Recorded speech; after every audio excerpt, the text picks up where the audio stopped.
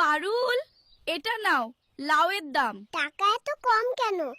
আরো 20 টাকা দিতে হবে। পারুল, তোমার গাছে অনেক লাউ আছে, বিক্রি করবে আমার কাছে? আমি বিক্রি করব, কিন্তু তুমি টাকা দেবে, 100 টাকা প্রতি পিস। কি রে পারুল, গাছের লাউ একাই রান্না করে খাচ্ছিস, আমাকে দিলি না? গাছ থেকে যত খুশি লাউ পেড়ে নিয়ে যা, রান্না করে খাওয়াতে পারবো না তো। আমি আজ খুব ক্ষুধার্ত, তাড়াতাড়ি রান্না শেষ করে আমাকে খাবার দাও। আমার হাত মেশিন নয়, আমি তাড়াতাড়ি রান্না করব। রান্না বান্না সব আমাকে একাই করতে হয়। তুমিও তো একটু কাজ করতে পারো।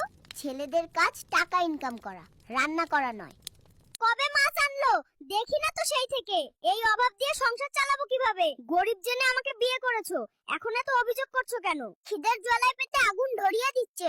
তোমার রান্না এত দেরি কেন? নিজে রান্না করে খেতে পারো না, আমাকে বলো কেন?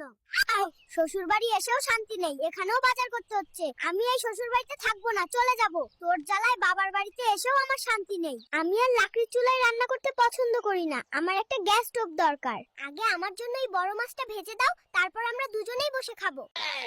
কই গো ময়নার মা, দেখো কত বড় মাছ আনছি তোমার জন্য। আমার বাবা টাকা দিয়েছিল বলেই বড় মাছ আনতে পেরেছো। কই গো ময়নার মা, দেখো। সোনার কলস পেয়েছি, কাউকে বলো না। কই গো ময়নার মা, তোমার জন্য মুরগি নিয়ে এসেছি।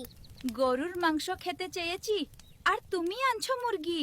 কি যে কাঙালের সংসার করছি, ঘরে এক মুঠো চাল নেই।